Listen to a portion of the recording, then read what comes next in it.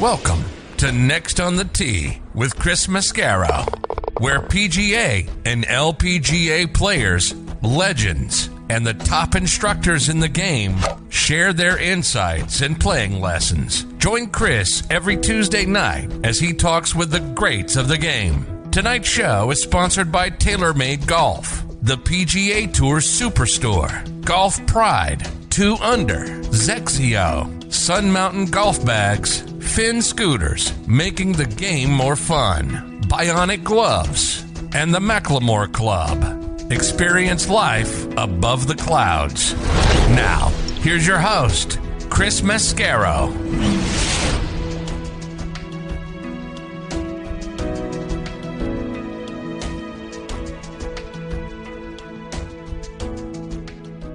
Good evening, folks, and welcome to Next on the Tee. I'm your host, Chris Mascaro. I appreciate you joining us tonight. Got a great show on tap for you. My first guest is going to be one of the best ball strikers of all time, and that's Tim Simpson. Tim won 4 times on the regular tour and was named Comeback Player of the Year on the PGA and the Champions Tours. I'll talk to Tim about rivalries in golf and were they as crazy as the Brooks and Bryson one is now. Did we just not hear about it because social media wasn't a thing back when Tim was out on tour? We'll talk about that. What it was like being out on tour at a time when the metal woods were first becoming a thing.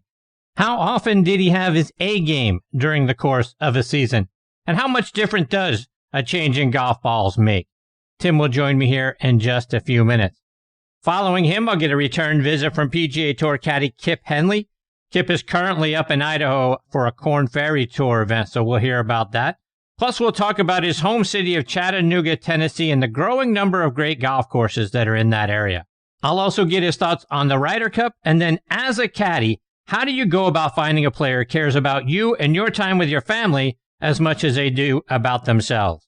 Kip will join me about 25 minutes from now. Following him, I'll be joined by Tom Stankowski, Paul's older brother. Tom was an All-American at Arizona State. He and Billy Mayfair formed quite a duo when they were both there. So we'll talk some college golf, plus his win at the Canadian Tour Championship back in 2008, and what he did to Paul that Paul turned out to be a Cowboys fan. Looking forward to having Tom as part of the show, who will join me about 45 minutes from now. Then we'll round out the show with a visit from World Golf Hall of Famer Dennis Walters. Dennis is another guy who had a great college career. He played at North Texas State at a time when he regularly competed against Tom Kite, Ben Crenshaw, and Bruce Lietzke, who were at the University of Texas and the University of Houston, respectively, at the same time Dennis was in school. Dennis finished 11th in the 1971 U.S. Amateur. We'll hear about that. Then shortly after college, a golf cart accident left Dennis paralyzed from the waist down, but he didn't let that stop him. We'll hear his inspirational story when he joins me about an hour from now. So there you have it, folks. More great stories, tips, and information are coming your way tonight on this edition of Next on the Tee. And as always, thank you so much for tuning in and taking the journey with me tonight. Before we get started, I want to remind you about our friends over at the Macklemore. You guys know my buddies and I. We went up there for our annual golf trip, and it was simply amazing. Everything about the place is first class. We had great accommodations. The practice facility is wonderful. The on-premise restaurant is called The Craig. It had outstanding food and great service. And the course lived up to every expectation that we had for it. I can't say enough great things about the place. Go online, folks, to themacklemore.com to see for yourself how spectacular it is. The golf course is co-designed by our good friends Bill Bergen and Reese Jones. And one of my guests tonight, PGA Tour caddy Kip Henley, said, outside of Pebble Beach, it's the most beautiful 18th hole he's ever seen. And Golf Digest agreed, naming it the best finishing hole in America since 2000. See why we're all saying that by going online and checking out the resort at themacklemore.com. And folks, this segment of the show is brought to you by our friends over at TaylorMade and their TP5 and TP5X golf balls. High draw? Check. Low fade? Check. Bump and run? Out of the sand or flop shot? Check, check, and check. No matter what shot you need to pull off, there's one ball that's better than them all, and that's the new TP5 and TP5X from TaylorMade.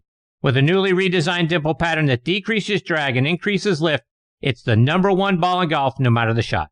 So whether you need to hit it high over the trees, under, or even through them, hit TP5 or TP5X, the one ball designed to handle it all. Check them out online by going to TaylorMadeGolf.com for more information. Okay, now back and making his 5th appearance with me here on Next on the Tee is one of the all-time great ball strikers, Tim Simpson. Tim is from here in Atlanta, played his college golf at the University of Georgia, where he lettered in 1975 and 76. During his time there, Tim was named All-SEC, All-American, and a College All-Star. He turned pro in 1977. He won 4 times on the PGA Tour at the 1985 Southern Open, the 1989 USF&G Classic, and back-to-back years at the Walt Disney World Oldsmobile Open in 89 and 90. He also won the Georgia Open 5 times and the Casserole World Championship over in France. He was named the Comeback Player of the Year in 1989. He had 2 top 10 finishes in majors, both coming in 1990 at the US Open and the PGA Championship. That year, he was named the Georgia Professional Athlete of the Year. In 2004, he was inducted into the State of Georgia Sports Hall of Fame. 2006, he was inducted into the Georgia State Golf Association Hall of Fame and named Comeback Player of the Year on the Champions Tour. He's a great guy, and I'm very honored he is back with me again tonight here on Next on the Tee. Hey, Tim, how are you, my friend? I'm fantastic, Chris. Great to be with you again. Tim, I got to be honest, after the last time you and I communicated, I got very encouraged. It seemed like you were starting to feel better physically, and maybe there's some more golf in your future. Give us an update. How you feeling, my friend? Well, I'm feeling better. I guess as good as a guy that's had 3 back surgeries could be, but I think when I was on your show last year, it had been close to 4 years since I played, and as of now, it's been 4 years, 11 months. But 9 days ago, I played 9 holes with 2 of my young juniors and their dad that I work with. And, oh, my gosh, it was just fantastic. The back didn't like the driver, but, the 2 kids were, they're 11 and 14, and I'm not sure they knew the significance of it to me, but they're such wonderful kids, and I teach them, and it's like I wanted to give them a gift. If I could play again, I want to be with them. And they got to see a few Simpson iron shots, so it was fun. Are you feeling well enough to say, you know what, hey, I might be able to get out there and play once in a while now? Well, that's my wish and my prayer. I don't ever care to play again competitively, even on a state level. I mean, I'm 65 now, but to be able to play with my granddaughters or friends or my students, that's what it's about to me. Because as you know, if you hadn't played at the highest level, you can't really teach course management.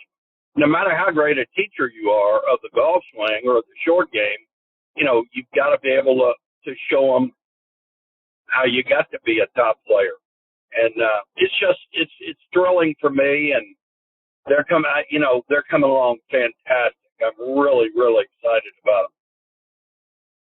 Chip, I want to go back to your time in college. I've had the privilege of having your roommate, Chip Beck, on the show a couple of times over the last 12 months, and I know you guys had a great relationship.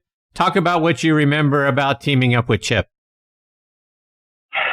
Chip and I were roommates, as you said, and he is absolutely one of the finest humans God ever created. And I can honestly say that in our entire, good gracious, it's, believe it or not, like 47 years of golf together, there has never been 1 second of jealousy between us. I can remember he was leading the LA Open.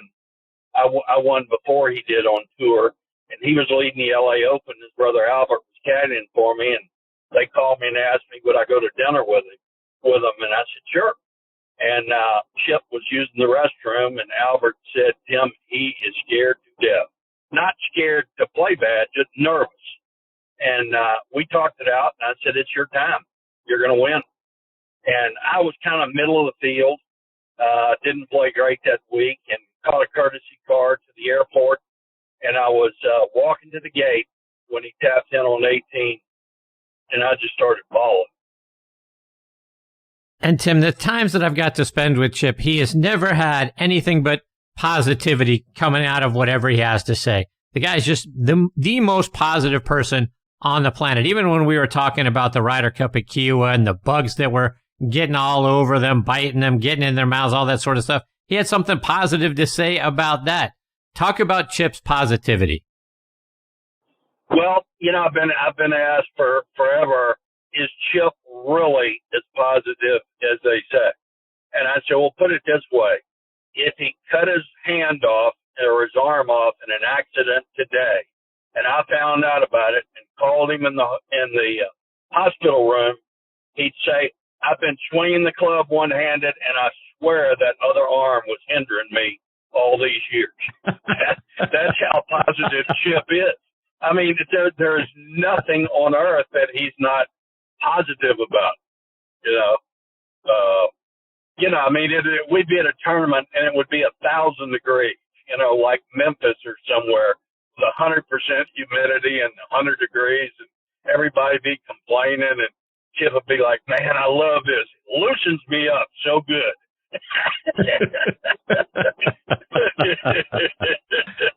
That's awesome. Wonderful man, one of the greatest humans God ever created, in my opinion. Tim, I want to get your thoughts on rivalries out on tour. A lot is being made right now about the Brooks and Bryson rivalry. I know with social media, this stuff kind of gets blown up out of proportion at times. Did you ever have to deal with anything like that? Did you see any rivalries when you were out playing on tour that maybe we didn't hear about because social media wasn't a thing back then? You know what? There might have been in my generation, but I don't remember them per se. It wasn't like, Norman and Watson or something like that. The one that sticks out to me was Paul Azinger and Seve Ballesteros, where I believe it was the Ryder Cup you're talking about at Kiowa, where Azinger just basically said he cheated. And from that day on, there was no love lost between those two. That's one that sticks out in my mind. Tim, when you first got out on tour, I don't think metal woods had become a thing yet. TaylorMade came out with the first ones, I believe, in 1979. When did you first start testing metal woods, and when did you make the switch over and put one into play? I can remember Ron Streck from Oklahoma signed with TaylorMade when TaylorMade was just a startup company. And he had one on the range at the Texas Open in San Antonio. And I'm like, what in the heck is that thing? It looked like, the old metal drivers from the driving ranges, that were, just built to last kind of deal. And I thought it was crazy. And then Mizuno made a great metalhead called an MSX. And they also had a 1+ wood, which we used as a fairway wood. And you couldn't hit it real high, but man alive, this thing, you could hit 250-yard 3-woods back when 230, 235 was long, with the old ball and stuff. And that's what I did all my winning with in 89 and 90. I won 3 times and lost 2 playoffs. It was with Mizuno woods. And they were, Dr. Joe Braley, who created the precision shaft, explained to me why they were superior. They're basically a wood version or metal wood version of a perimeter weighted iron. And Karsten had explained to me years earlier why perimeter weighting made the club more forgiving. So Dr. Braley then explained to me when the metal heads came out how they created a horseshoe effect at impact. And if you watch an ultra slow motion, not on your phone, but ultra slow motion, the head does tremendous distortions, vibrations of frequency at impact. And what the metal head did was it was like a horseshoe, and it went back and it like ricocheted off that, and the head would stay straight coming through, whereas you would look at that with a persimmon-headed wood, and it would just be violent distortion. So, I mean, there was no doubt they went straight. No doubt. Tim, were you always custom fit for your clubs during your college and pro days, or when did you first get professionally fit? Well, professional fitting back then was totally different than now. Amateurs laugh at me now when I tell them, the way we did it, if I was playing with a new shaft and and trying a different tipping, having them cut a half an inch shorter, which stiffened it, and this and that. You and I were buddies, or Chip was on the range, and I'd say, Chipper, come here for a second. Watch this. See if this ball is spinning to you. How's this ball flying? You know, there were no such things as, launch monitors back then that gave spin rate, you know, and that's how you played it. And, you know, when I was on the Champions Tour, I think it was the year before my career ended in injuries.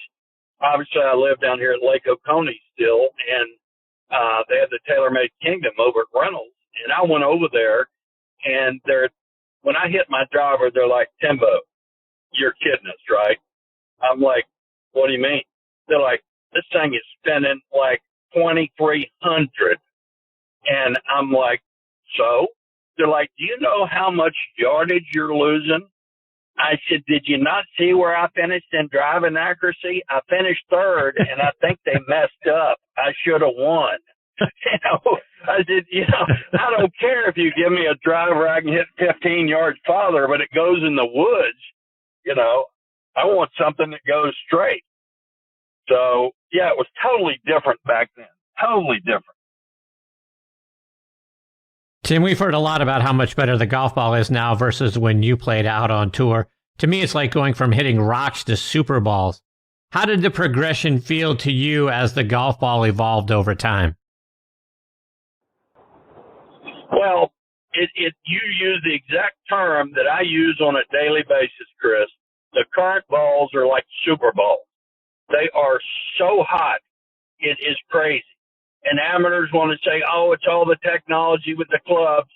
Let me tell you what, you can't tell me that it's not the ball. Jack Nicklaus has been saying it since the 80s. And you got guys like Ricky Fowler that are 5'8" that are flying at 290 in the air, hitting at 315 with roll. I mean, come on. It's crazy. From the time I was 15 years old till the time I retired on the Champions Tour at 55 or 56, my 7-iron was 155, period. And the guys today are hitting 190 and 200, you know, and I understand, and I would be the first to say that the kids today are incredibly fit. I mean, they're all working with trainers. They're working with nutritionists. They're stretching. They're doing yoga, this and that. But come on, the average club head speed on the PGA Tour in 1990 was 111.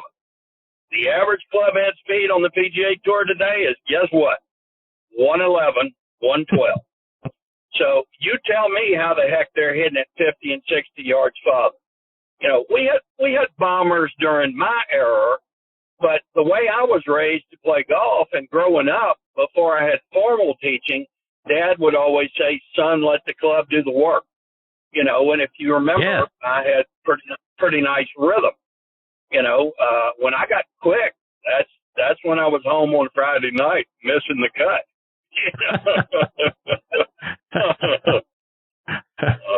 That's exactly what I was told when I was growing up. Yeah, and Chris, I think the game's going in the wrong direction. And I have not met Bryson DeChambeau. I'm sure he's a super nice guy. And yes, he's very talented. But, you know, the bottom line, as far as I know, correct me if I'm wrong, it's still about getting it in the hole in the fewest number of strokes. Rumor has it that's still how the game is played. Well, you know, I've been out of the game. You know, I thought maybe they had changed the game or something, you know, but it's like every 2 years, you know, we have the Georgia Bulldog Letterman's Day and you know, Kisner and Russell and Kirk and Brendan Todd, everybody comes back, and Bubba. And every time I get around Bubba, I tell him I still hit it as far as you. It just takes me 2 times now. A driver and a full wedge, I can keep it up with Bubba.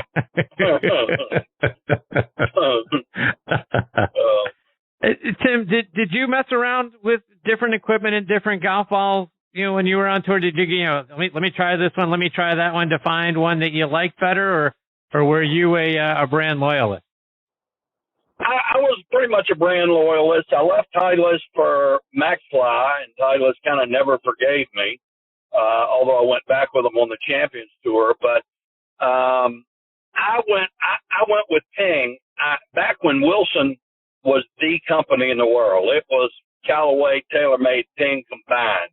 I was with them early, and then Ping approached me, and I'm like, well, send me a set in the off season and I'll hit them and I'll let y'all know, and I hit them and it was like, wow, I kind of like these. And I felt like with my great iron play, they made me that much better because I didn't miss hit many irons, but if you had the most forgiving club in the world on top of that, it was like, this is a no-brainer. But, invariably over the years, I still hear stories of guys that worked at the factory. People would come into the factory with, Karsten had a rule that he would work on anybody's clubs. Didn't matter if they were TaylorMade, Callaway, whatever. He would have his guys work on them free of charge. But then obviously the staff players, they rolled out the carpet for us. And every year during the Phoenix Open, I'd drive 20 minutes over to the factory and I'd get my grips changed and my loft and lies checked. And invariably they'd tell me stories. They'd be like, we've had 25 guys come through here in the last year that all say, seriously, tell us what Tim does different. What kind of secret does he have with his clubs? And they're like, we see him one time a year and we change his grips and we check his lofts and lies. And they're like, oh, come on. And they're like, no, he don't mess with his clubs. And I just always, even years before, I'm an avid archer. I love my archery. Years before I ever picked up a bow and arrow, I always said, it's not the arrow, it's the Indian, and, that's kind of in the same, guys that blame their clubs are the same guys that blame their caddy when they hit it fat and it goes in the water, and they're on TV yelling at their caddy and giving him a dirty look like you pulled the wrong club. What's the caddy going to say on TV? No, you laid the side over it. You hit it fat. That's why I went in the water. But I was never much of a tinkerer, Chris. I was just never much of a tinkerer. I got my stuff, I played with it, and as long as I didn't get well cards from my banker, I knew I was doing good. Tim, in this month's edition of Golf Magazine, Sergio Garcia is interviewed, and he said he could be more creative back in the 90s and the early part of the 2000s than he can now, and that's something that he feels like is missing from today's game. Players used to have to play with more imagination and control their golf ball better. And you don't have to do that as much now because we talk about the golf ball. It goes farther and also goes straighter than it used to go. Is that a sort of a lost art, the artistry of having imagination out on the golf course and then having to figure out how you were going to carve this one into this hole or that hole or around a bend and that sort of thing? Great question and a great observation on your part, Chris. I tell you, your point on, but think about it in its simplest terms. The golf ball is designed to go straight. The clubs are designed to go straight. And you're trying to tell it, heck no, I'm going to cut you 25 yards around that corner. And they're both saying, you think you are? Watch this. That's what blows me away about Bubba. How far he can cut it and draw it with 7 irons, not driver and 3-wood. Because the ball is designed to go straight. The clubs are designed to go straight. We're just a handful of players in the world that play professionally. These companies stay open selling them to amateurs. Well, every amateur wants to hit it straighter. Every amateur wants to hit it farther. And a few years ago, when the golf industry was stagnant and they had taken the metalwoods to right on the line between legal and illegal with the trampoline effect of the faces and this and that. It was like somebody said, well, what are we going to do now? We're going to go out of business because we can't do anything else. And some engineers said, well, why don't we do the same thing with irons? There you go. So now you got irons. You got 7 irons that are 5.5 irons in my generation. And they take the weight out behind the face, lower the center of gravity, and the ball shoots up in the air and goes 9 miles. But, you know, it's funny. I'll pick up one of my buddy's clubs, and it'll say 7-iron on it. But I'm like, I don't care what it says on it. It's a strong 6-iron. You know, I mean, my eyes have looked at golf balls, at clubs since I was 7 years old. You know, it's got 7 stamped on it. But it's like, you know what, if I could play again, I'm too old for that technology. I'd have to learn how to play all over again. So I'm sticking with what I got. You can make fun of me about hitting it short, but I'm sticking with what I got, probably.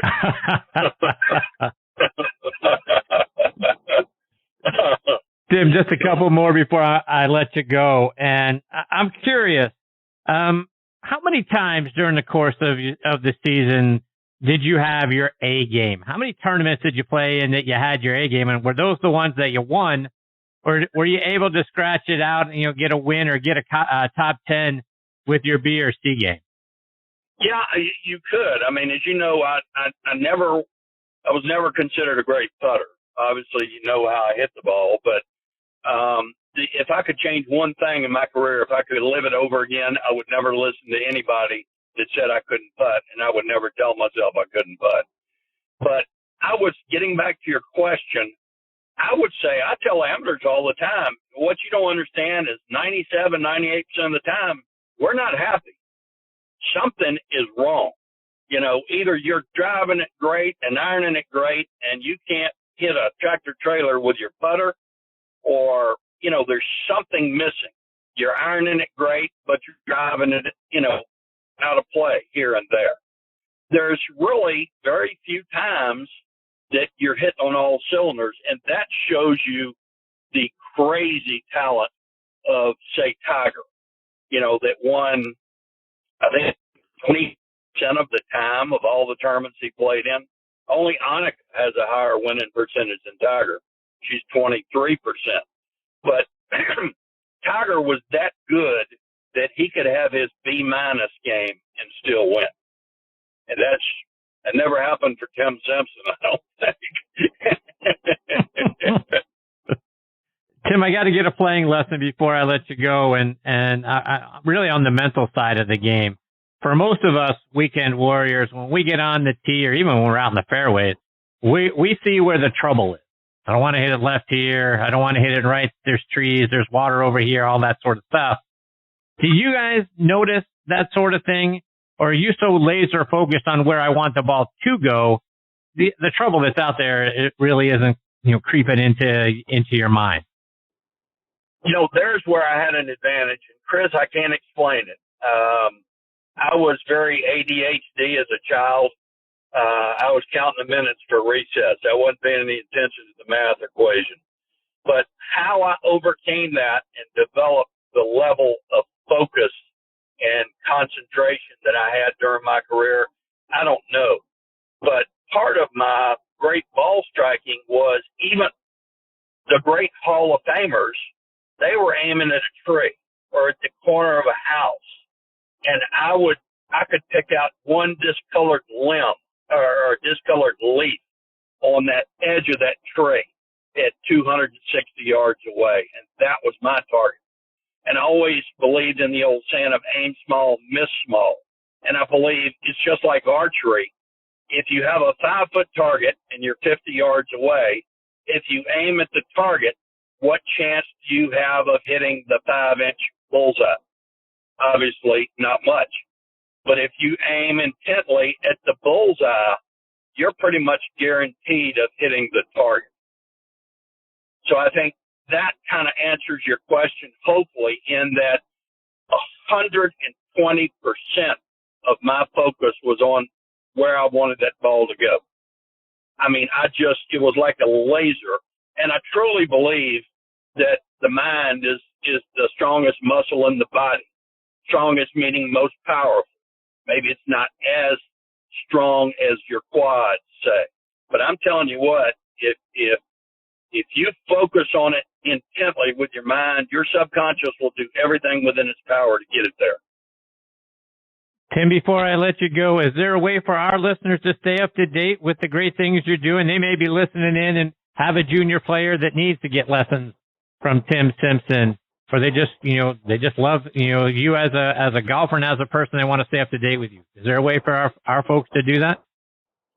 Well, I'm not much on Facebook anymore, but I've got I've got 2 Tim Simpson accounts. The one with one of my granddaughters is how they can reach me on Facebook, and then I took down my website this year because I'm too old to stand out in 100-degree heat giving lessons. But if somebody wants some help, they can email me at timbogolf99@gmail.com. That's a second email I have. Or they can call Harbor Club, and they'll give them my number, and they can call me. I love teaching. I was teaching at Ansley Golf Club when I was 14, teaching amateurs, that I played with. I've just always been intrigued with it, and I think we overcomplicate it. I don't think I had the most beautiful swing in the world. Payne Stewart, Tom Percher, Tom Weiskopf were much prettier, but I had one of the simplest swings in the world that repeated over and over and over. And that's what it's all about. Just creating a golf swing that will repeat. And then work on your short game and putting, and you got it made, brother. There you go. Tim, I can't thank you enough for taking time out of your night to come back and be a part of the show. I always love spending time with you. I hope you'll come back and join me again soon. Well, Chris, I always enjoy it, and I wish I could be more than once a year. It's always fun, and you're a fantastic host and tremendously respected in the golfing community. And you got carte blanche with me. Pick up the phone and call me and come on down, and I'll help you. I'll try to play with you. I can't promise I will, but I'll sure help you free of charge. I appreciate you, my friend. You're the best. Stay safe, Tim. All the best to you and your family. I look forward to catching up with you soon. Thank you so much, Chris. Great talking to you. Bye-bye. See you, Tim. That's a great Tim Simpson. Doesn't get better than that, folks. Holy cow. What a great guy. I told you right in his intro he's a great guy, and he showed you again why. But, boy, what a great career he had. He downplayed his swing a little bit. He had a beautiful swing. Such great tempo. That's why he was a great ball striker. So look forward to I'm going to take him up on that. I'm going to go down there and get a lesson from Tim. Hopefully improve my game. Goodness knows, after what I put on display with my buddies up at the Macklemore, needs a lot of help. And I'm sure Tim Simpson's the guy to do it. So I look forward to catching up with him again real soon. Okay, before I get to my next guest, Kip Henley, I want to remind you about a few of our sponsors, starting with our friends over at Squares Golf.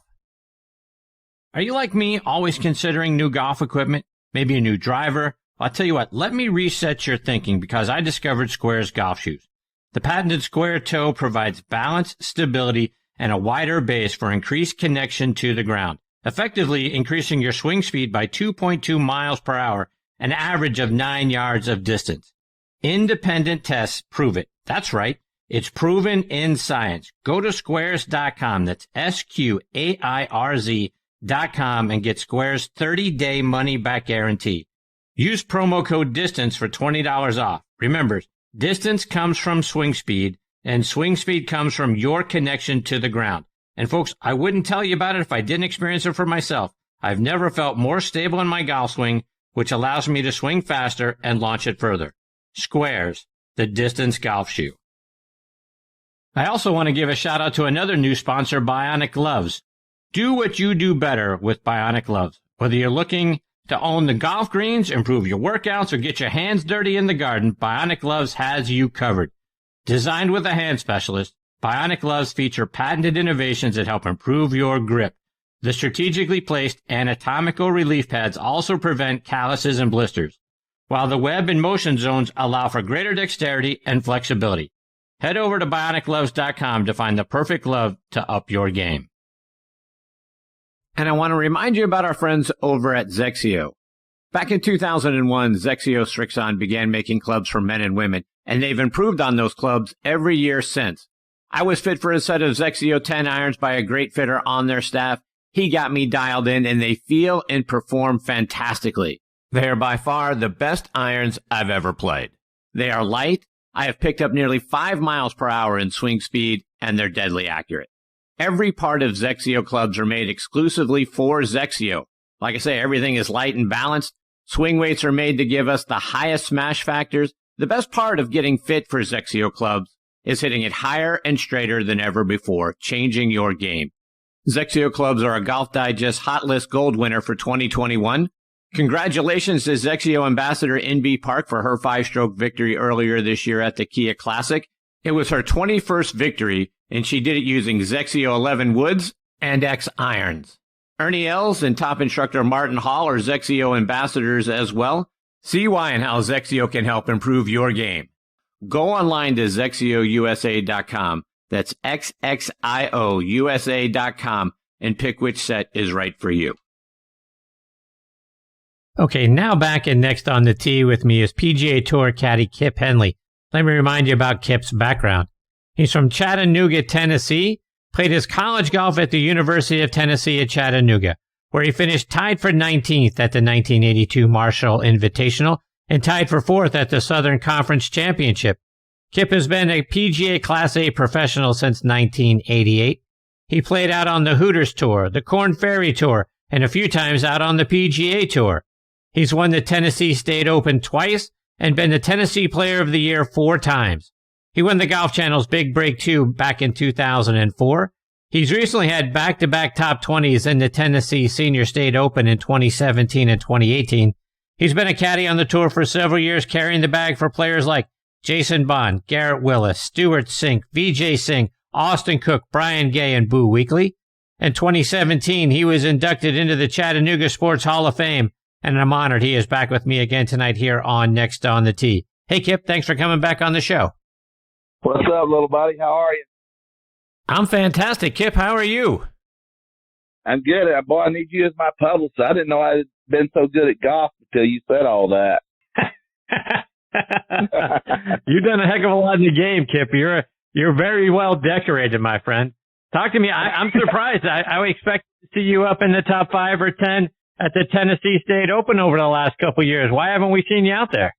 You know, it usually just doesn't work out in my schedule that I get to participate, and if I do, the young kids just beat my brains in anymore. So I've always said, though, with that, I used to say, I don't say it anymore, but back in the old days when I was swamping everybody in Tennessee golf and winning a few things here and there, I always said I'm the greatest player you've never heard of. But I can't say that no more. There's plenty of great players out there. I'm old and washed up now, man. So, Kip, I see you're out there in Idaho. I'm guessing you're on the bag for somebody at the Boise Open. Who you looping for? Yeah, I'm working for my boy Dirt McGirt out here, and I'm pretty excited. You know, he's just trying to get his status better. He's got 19 major medical starts for the upcoming PGA Tour season. No matter what we do these 3 weeks, but he's here, you know, trying to get some reps under his belt and improve his status. But he's playing so good. I mean, he went around in 63 yesterday in the Pro-Am, and it was an easy 63. So I'm excited about what's going on. And, you know, he's back healthy again for the first time in a long time. He's had a couple of major hip surgeries. He's been out of the game for a while, and he came back last year and he played sporadically, but he's ready to get. He's healthy and ready to get after it, and I'm ready to be his heavy carrier of stuff. So I'm ready to go if he is. And the tournament is up there at the Hillcrest Country Club. Russell Knox has got the course record. He shot a 59 there back in 2013. You mentioned shooting 63. Is a 59 out there? Very easy. Dirt shot 59. He shot 29 on the front side yesterday. And let's see what he has: 3 birdies and a bogey on the back 9. So that's added up. It's par 71. So yeah, it's definitely out there. Because it's only like 6,800 yards tipped out.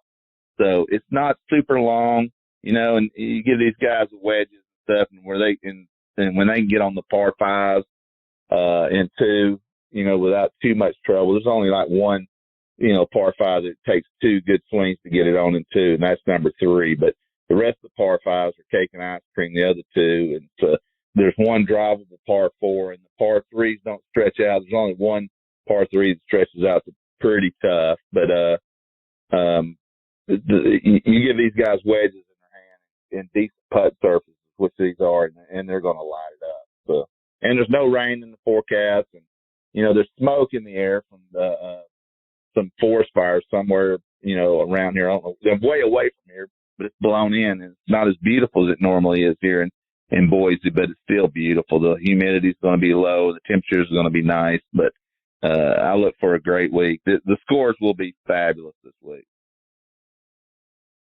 If you mentioned the par threes, and I saw you made a ruling on Twitter recently. Hole-in-ones on par three courses don't count. Really? They don't count? Yeah. No, I am the par three, I don't know what's the word, czar. The hole-in-one czar. You have to come through me to get credit for your hole-in-one. These guys are claiming hole-in-ones on par threes. Par three golf courses are insane. I caught heat for that, but you cannot do, I've had 13 hole-in-ones. I'm crazy lucky. I've topped 4 woods in the hole and everything. So, but none of my hole-in-ones are counted off the par threes. I grew up playing this little rink-a-dink golf course called Wilcox Boulevard, and it was a par three, and the longest one was 110 yards, and the shortest one was 50. We made hole-in-ones all because we would go around. We play 100 holes a day. We make hole-in-ones almost every other day, and those aren't on my account.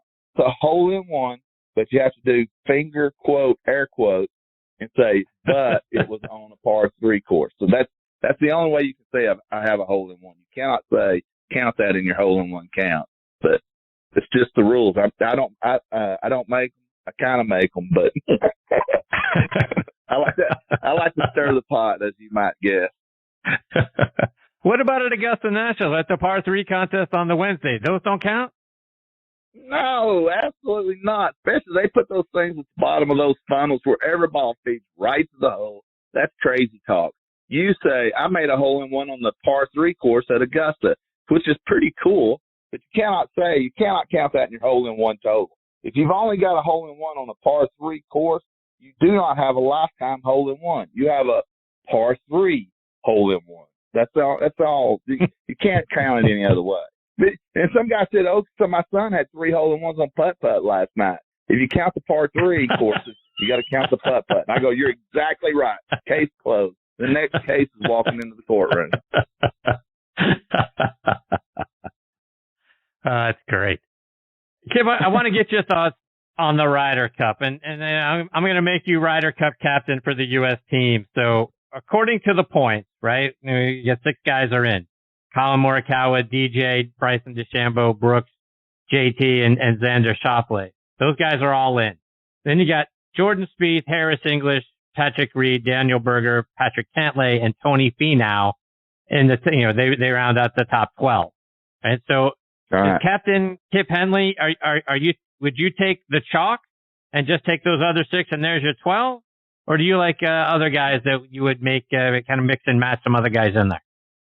Wow, I'm going to mix and match, and I'm probably going to commit caddy suicide here by saying these guys and leaving some out. But how do you leave a guy like Berger off? Berger, he barely talks to me. He don't even like me hardly out there. And how do you leave that guy off? Because he's a tough sucker, He loves to gamble. I'm going to take those kind of guys that just love matches and love to gamble and love the chit chat and the giving the needle. I'm going to put Phil Mickelson on that team. I'm going to put Berger on that, put Jordan Spieth on that team just because he just putts, and that putter in match play will just beat your brains in. It'll drive you crazy. Those guys hitting those 20-footers, there's nothing more demoralizing than match play. But I want a couple of young guns like Berger that, you can't call him a young gun anymore, but the guys that just love to gamble and things like that. And even though the course is huge, Kiz, God, I hate to leave Kiz off that team. There's a lot of guys, Harris English, just because he's just such a quality human being. How do you leave that guy off the team? But I would envy the guy getting to choose, but I kind of feel sorry for the guy getting to choose. He's going to hurt some feelings this week, or coming soon, I should say this week. What about your old boy Stuart Sink? He's had a couple of wins this year, had a nice Masters, finished tied for 12th. Is there a case to be made for someone like him, not just for his play, but his veteran leadership that they may need in that team room? No doubt about it. What a quality guy. If nothing else, the whole team comes out of there with higher morals at the end of the week than they had going in, because Stuart Sink is one of the highest moral human beings I've ever met, especially the golf pro. I mean, the guy's got 2 W's in the season. He's not even on the team. That is amazing. Our team is going to be so strong.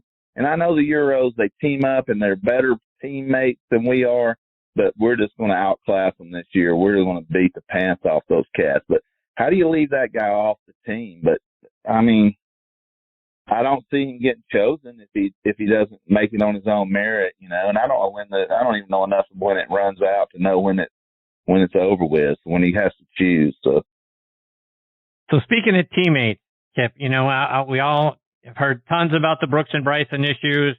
You know, Patrick Reed isn't the most popular guy out on tour. How do you make up the pairings, and how do you keep the team room from turning into a circus when you've got those 3 in there? If really and truly, I mean, if you have to guard the team room, if there's a guy who pulls away from the team in any way whatsoever, I mean, I blackball that guy forever. If there's anything that has to, if you have to tell someone, hey, listen, dude, we're a team. We're not an individual. If you have to tell an individual that, I promise I spread it around. If you choose this guy, you're an idiot. If he don't make it on his own merit, you cannot have. It's all about. That's why the Euros beat the crap out of us. They're having more fun than us, and they're teaming up, and they're pulling for the guys. And we've been a strong team of individuals. But Paul Azinger was the greatest captain we've ever had on the Ryder Cup.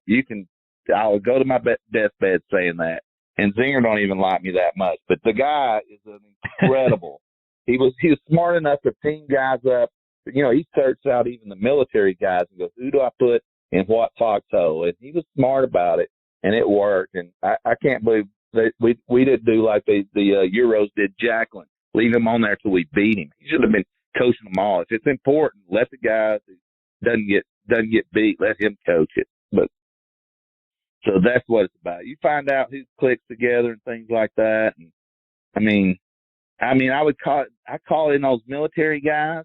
I mean, I tweeted the other day, if somebody call this guy into the Ryder Cup the Ryder Cup team, the guy who's, I tweeted, if you follow me on Twitter, I tweeted about the guy, and he's telling his story about being in Afghanistan and stuff in Iraq, and it's incredible. Those are the cats that you need in there to inspire you, you know, and take some of the focus off the game, that realize it's just a game, but play your best and be a great teammate. But if you're not a good teammate, you're not ever going to be on one of my teams, I promise. Kip, let's talk about focus. There's been a lot of it on Bryson DeChambeau over the last year. And if you're out there and you're looping for a guy and you're paired, you know, with Bryson on a whatever day of the week it is, but, you know, you get the fans that are out there jeering him and the Brooksy thing and all of that sort of thing. How do you keep your player focused and not get kind of sucked into all this stuff that's going on with Bryson DeChambeau, particularly if it's, you know, on a Sunday like we just saw with Harris English? How do you keep them focused and away from that? You know, I get the press and the TV, you know, they have to have stories. It can be a boring game, you know, at times, and they need, that was good for the game for about 10 minutes. Brooksy and Bryson, their little feud, that was good for the game for about 10 minutes. But if the fans are starting to interject too much into the game and calling Bryson Brooksy and things like that just obsessively, the tour needs to be better about letting the guys throw. You know, if guys are crossing the line obsessively, toss them out. You know, you don't see that at Augusta. You don't see the fans screaming out crap at Augusta because everybody knows they have the total power at Augusta. You mess up, you're gone. So everybody doesn't mess up. The tour needs to be, you know, I want the young fans. I get it. I want the tank top guys. I want the rednecks. I want the beer drinkers. I want the guys with the music to have a place in the game. I'm not trying to run them out of the game. But when it comes to the PGA Tour event, there needs to be a little bit more of a heavy hand when it comes to bad fan behavior. Full of them. The other idiots will calm down, you know.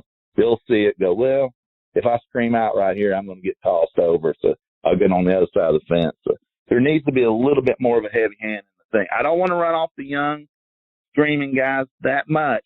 But, I mean, there's a middle there somewhere. And right now, I think the fans are past that. And that's, you know, it's kind of what America's got into now with the, you know, the self, what's it called? The, you know, I don't know what the word I'm searching for, but the fans or the young people that they just lack respect a little bit right now. There needs to be a little bit of pull it back the other way.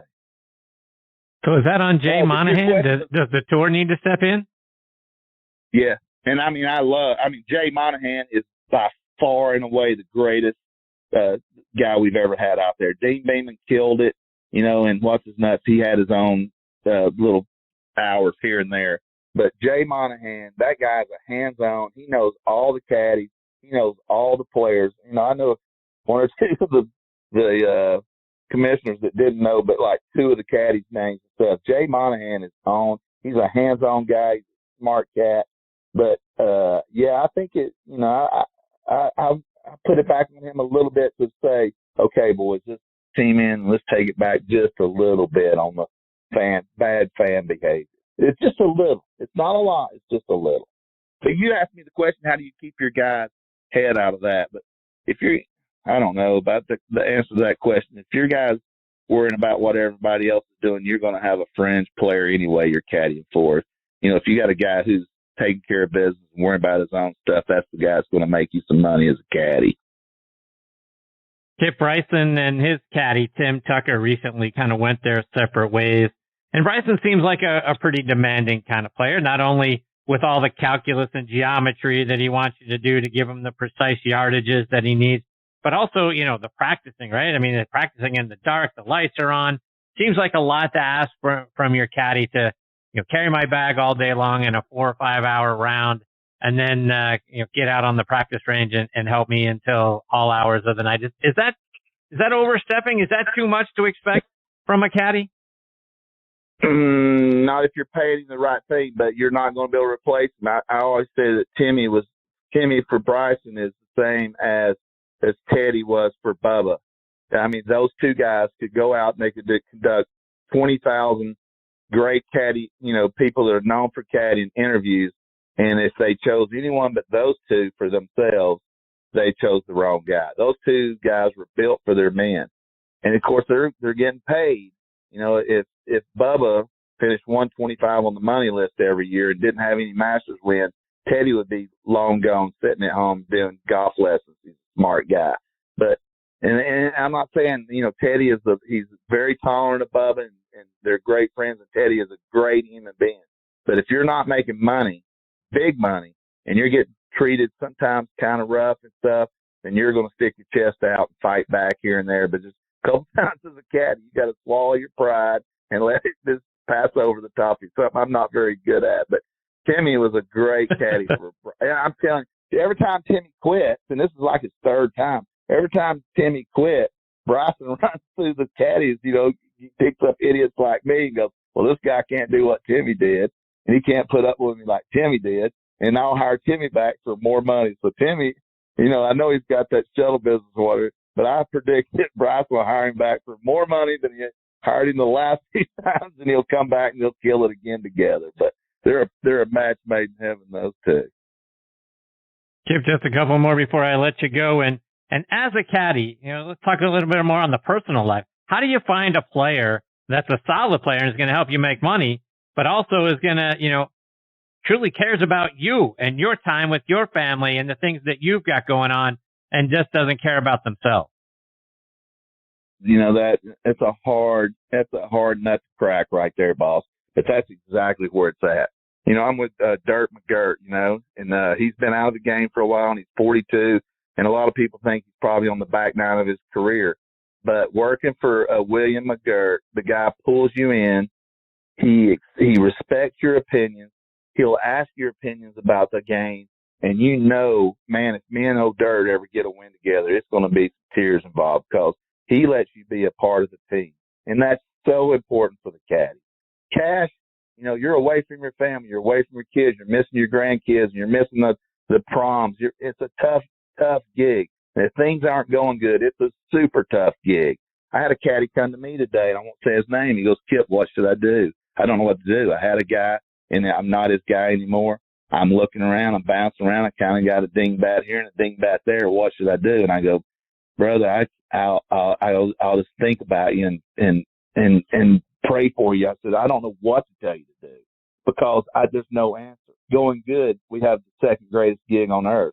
The guy we're handing the club to has the greatest gig on earth. But us caddies chasing the sun and seeing the beautiful cities and all the ball games and the tickets, man. If it's going good and your guy's up there and he's in like the top 60 or 70 on the money list and you're making bank and you're kind of putting away money, the caddies don't have retirements. The only retirement we have is what we put in. So if you're not making a lot of money, more than people think you should, then you're not putting away any money either. And there's a lot of broke caddies on the PGA Tour. But when it's going good, Chris, there's nothing better. I mean, it's so sweet when and if your guy brings you in like you ask, and it's so sweet. So it's just that. There's no, I mean, you can't put a price tag on our job late Sunday afternoon. It is the most cool job in the world.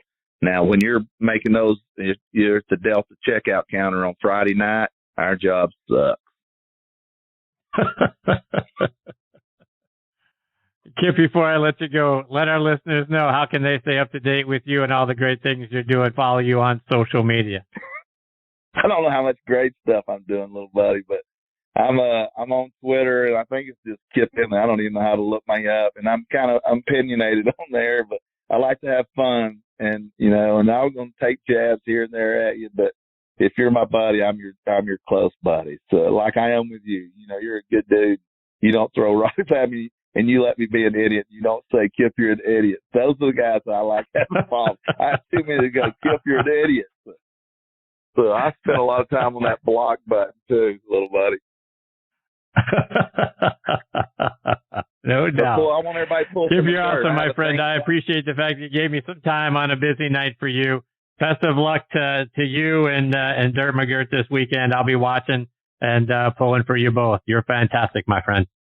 Awesome being on here with you. And I have a thing. Everybody pull for Dirt McGirt. I have a thing in life. The more people that pull for your guy, the better they do. It's just the circle of life. So everybody pull for McGirt and help a little broken down caddy out. I appreciate you. Absolutely. Take care, Kip. Stay safe, my friend. All the best to you and your family. Peace. See you, Kip. That's a great Kip Henley, and he's a great follow on Twitter, my friends. You got to follow him and then give him some positive vibes. He and McGirt this weekend. Hopefully they have a great week. I'd love to see Dirk go out there and shoot one of those 59s and hopefully be right there at the top of the leaderboard come Sunday, pulling hard for both of those guys. Okay, before I get to my next guest, Tom Stankowski, I want to remind you about a few more of our sponsors, starting with our friends over at Finn Cycles. It's time to rethink golf. The game is at a tipping point. The young people we need in the game don't have 4.5 hours to spend out on the course. Pairing Finn Cycles with a desire to play ready golf can cut playing time in half because all golfers go directly to their own golf ball. Plus, it's tons of fun. Go online to finscooters.com and click on Find a Fin for a course that has them near you. I also want to give a shout out to our friends over at Golf Pride. Did you know that Golf Pride lets you rep your favorite team while also using the #1 grip in golf? Your team, your grip, MCC Hybrid Grips, the #1 grip series worldwide. Features an exclusive brushed cotton cord in the upper hand for all-weather performance, with premium rubber in the lower hand for added feel. The new MCC Team Series is available in a variety of new color combinations, so you can rep your favorite team out on the course. Available in standard and midsize. Check it out online by going to golfpride.com. And folks, this segment of the show is sponsored by our friends over at the PGA Tour Superstore. This segment of the show is brought to you by the PGA Tour Superstore. See why golfers everywhere are proud to call PGA Tour Superstore their golf pro shop. Visit them online at PGATourSuperstore.com. Now back to Chris and more of the show. Okay, now next on the tee with me is Tom Stankowski. As you all know, his brother Paul has been a wonderful friend of the show over the last 8 years. Tom is a fantastic player as well. Played his college golf at Arizona State, where he won twice in 1986 at the San Francisco and Butler National Intercollegiate Tournaments. He was twice named an honorable mention for All-American in 1987 and 88.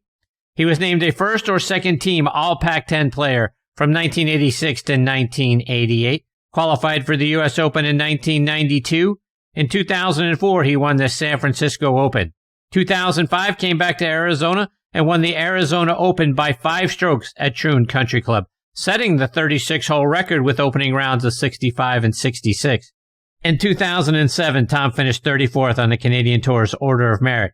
He came back in 2008 and finished 22nd at the Seaforth Country Classic thanks to a final round 63, and then he won the Canadian Tour Championship, which lifted him to 7th on the Order of Merit that season.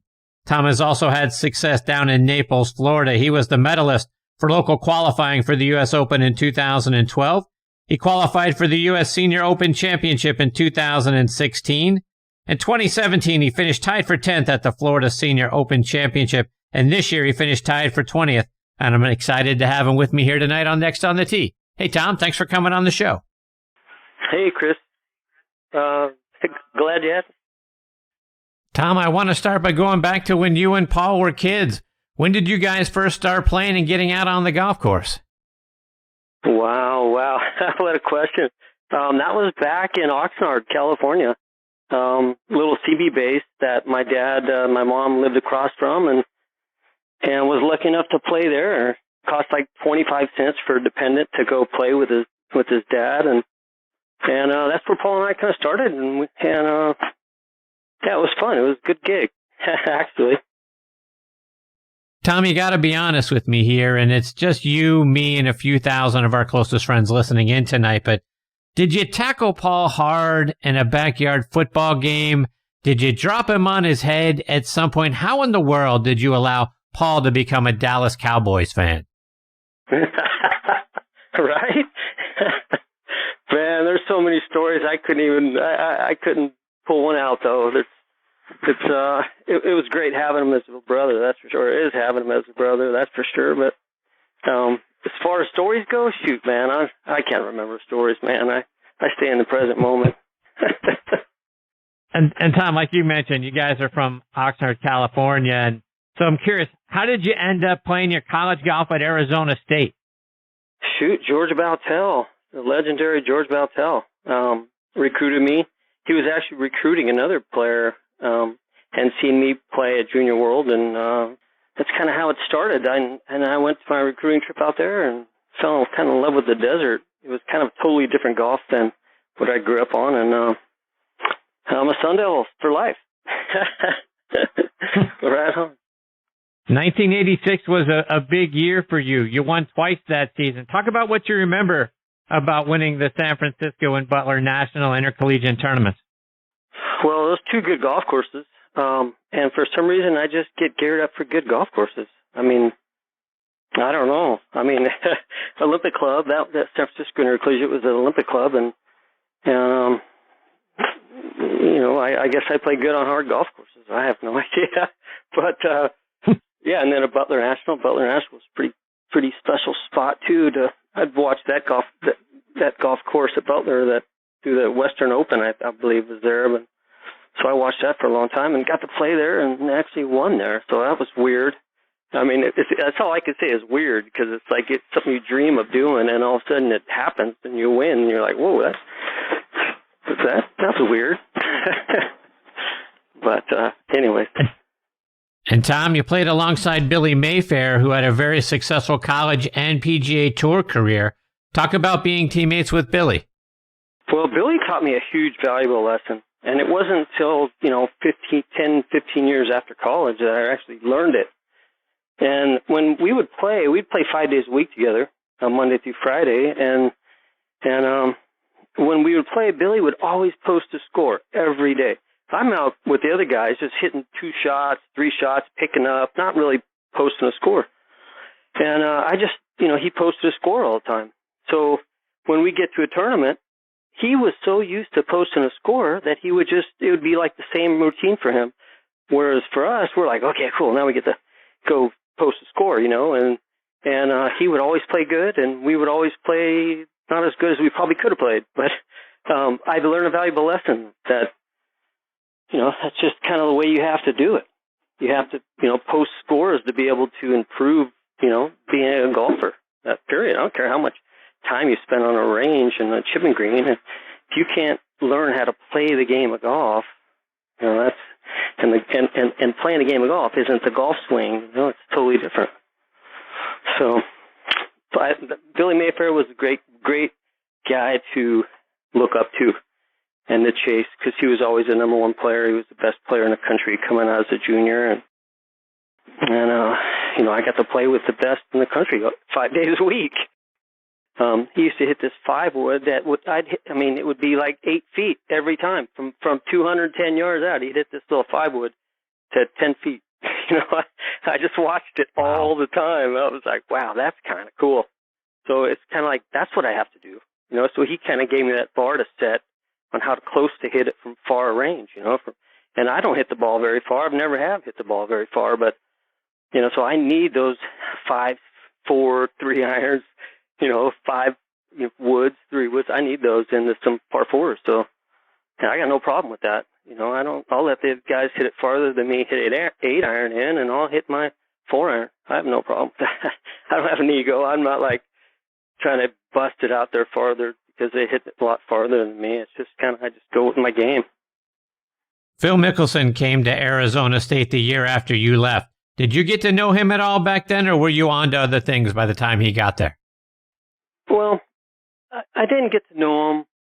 I've hung out with him, played some pool with him. He's a great pool player, by the way, too. And played once or twice with him in college, because I did hang out there when I first turned pro in 1988. Yeah, that was kind of cool. He came in, and Billy and I left, and the rest is history. Tom, Arizona State has such a rich history of great players. Tom Purser was there before you. He's become a great friend of the show. Howard Twitty back in the day, another great player. Did those guys ever come around and give you guys some tips or help you in any way to improve your games and then give you some encouragement along the way as well? We'd see him once in a while. Not very often, but we would see him, and they'd be gracious and give us their time and share some of their experiences, because when you're a freshman and sophomore, it's so fresh, and for me to be at Arizona State, all of a sudden I'm in Oxnard one day and Arizona State the next day, or in Tempe the next day. It's like, it's hard. It's the adjustment. So they were kind enough to come back, Jimmy Carter and guys like that were closer to my age. So yeah, it's nice to have that fraternity of guys that look after each other. That's for sure. Tom, 2005 was another good season for you. You won the Arizona Open by 5 strokes, breaking the 36-hole record with a 65-66 start in the first 2 rounds, really sealing the deal on the back 9 during the final round. You drove the green on the 299-yard par 4 13th hole. You followed that with a birdie, a 60-foot bomb that dropped in on 14. You added another birdie for good measure on 17. What do you remember about that week, and what was it like winning the Open in the state where you played your college golf? Yeah, that was special. It was special from the time I drove the green. Because at that moment in time, I only had maybe a 1-shot lead. And the guy who took who just made birdie on me, he got up and he hit it up on the green. So, I could have laid up. You lay up with like a 4 or 5 iron off to the right and then come over this big creek. I could have done that, but I thought, you know what, this is it. I have to do this. I'm not bailing out, So I hit it up there on the green, and he ended up 3-putting, and I ended up making birdie, and then it was just kind of like, okay, I think I had a 2-shot lead then, So, and then it was just kind of neat from there on out. And playing in Arizona, I had a good buddy of mine come out and watch me play, and I played with Steve Schneider, who's a great player from Utah, great pro from Utah. I was playing, he was actually the defending champion that year, and I was playing with him the first 2 rounds when I shot 65, 66, and to be honest, if it wasn't for him that I played with, that I don't know if I would have shot that, because he was a defending champ. I've known Steve for a long time, and it just happened to, I just happened to get in the zone, and for 2-3 days, and yeah, that was fun, especially, being a Sun Devil. So, yeah, that 05 was good. And plus I played the Gateway Tour out there as well during 05. So I was playing a lot of golf then. and enjoying life. Now I'm not playing much. Tom, you go up to Canada and you have a lot of success up there as well. I read that the 63 you shot in the final round at the Seaforth Country Classic helped give you the confidence to go on and win the Canadian Tour Championship in 2008. Do you recall, did something click in that final round for you at Seaforth that helped you the rest of the way that season? Well, that golf course is very gettable. Guys were going really low. It's not a very long course, and there's a couple drivable par fours, and it's a fun course, super fun course to play. And I played it a couple years, and I shoot 69, 67, just not getting it. I mean, those are decent scores, but not on a course where you can get 63 pretty easy, 62. And when I shot 63, everything kind of came together that day. I drove the par fours where before I hadn't. I just stepped up and hit driver and got them on those par fours and made my birdies, and I just kind of rolled over. And it was actually, I want to say it was the very next week that the Tour Championship was up in Barrie, Ontario, and then just kind of had that feeling. And when you have good feelings, it's hard to have a bad feeling, So I had awesome feeling on every aspect of my game, and I just kind of rode it, and it was fun. The only bummer is I didn't have a tournament after that in 08. That was the end of the tour champion. That was the end of the tour. So I kind of came back home, and then I saw my dad hug his brother for the last time, and whew. Tom, in that 2008 Canadian Tour Championship, you trailed by 4 shots after 36 holes. But in the final round, you and Canadian Wes Heffernan, you guys were tied with 2 holes left to play, and you hit what I'm guessing was one of the best clutch 6-irons of your life on the approach on 17. You hit it to 4 feet and then make the birdie to take the lead. And then a great drive at another 6-iron pin high on 18. You make that putt too. Talk about that situation and producing those clutch shots to win. Both 6-irons too. I got lucky. I had kind of the same yardage on both shots, and when I pulled off the 6-iron on 17, well, when I had the 6-iron on 18, I'm like, that's just the same shot.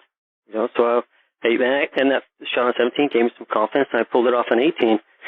I was just in that moment, and I didn't know I was going to win. I mean, I'm tied going into 16, and I want to say I had the lead, and then I lost it, and then I'm tied going into 17, and to birdie 17, 18, it was just, I think it was just 100% belief in myself that I can do it. That's why I pulled it off. I think that's why we pull off anything, is when we have 100% belief in our ability. Tom, before I let you go, let our listeners know, how can they stay up to date with the things that you're doing? I know you're playing some really good golf down there in Florida, qualifying for the state championship and the senior state championship. Let them know how they can stay up to date with you. Well, I have a Facebook page and Instagram page, and it's Tommy Stankowski on Facebook and Instagram, and that's about it. I don't post a whole lot. I'm not a big social media guy, but I kind of lay low, and but when I do stuff, I do post some things, and I appreciate you having me on, Chris. That's awesome. What I was going to say earlier, when I got kind of emotional, is I saw my dad hug his brother for the last time, and then that's when I said, you know what, man, I gotta get off the road and get closer to my mom and dad and kind of take care of them a little bit, and that's kind of where I am now, So that's kind of led to my current situation. So it's all good. I love it. I love the decisions I've made in life. Well, Tom, thanks for taking time out of your night to come and be a part of the show. I hope you'll come back and do it again sometime. Chris, yeah, man, awesome. I appreciate it. And, I do too. I look forward to talking to you as well. Thanks, Tom. Take care. Say hello to Paul for me. All the best to you and your family. We'll catch up soon. Right on. Thanks, Chris. Bye-bye. See you, Tom.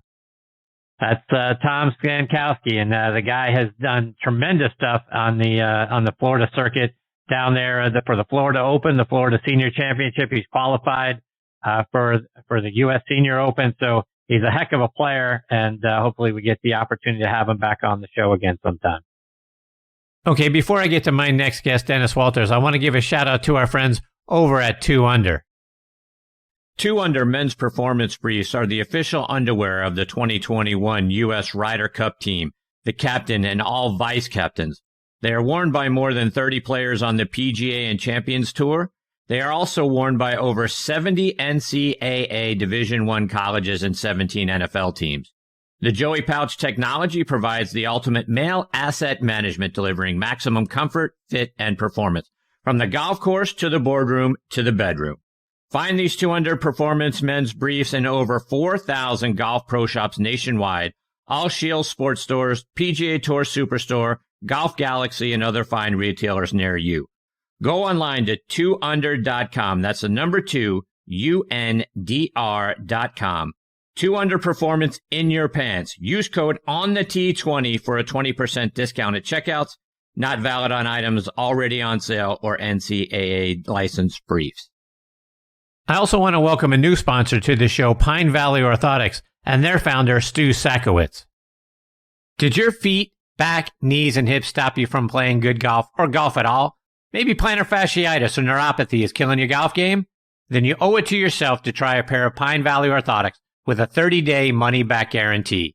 Pine Valley Orthotics are uniquely designed with an energy return system not found in any other product. When you step down, they gently spring back, relieving foot pain and stress, energizing your whole body, and they work. I love my Pine Valley Orthotics. I've got them in my golf shoes, and I've got them in my dress shoes. In fact, Stu Sakowitz, the owner, is so sure that they're going to ease your pain, he's offering a 30-day money-back guarantee. If you want better balance and stability, treat yourself to a pair of Pine Valley Orthotics today. Go to PineValleyOrthotics.com, and for a limited time, you can get these for only $99 and a 30-day money-back guarantee. That's only $99. Ease your pain, improve your game, and change your life. Only at PineValleyOrthotics.com. Okay, now next on the tee with me is World Golf Hall of Famer Dennis Walters.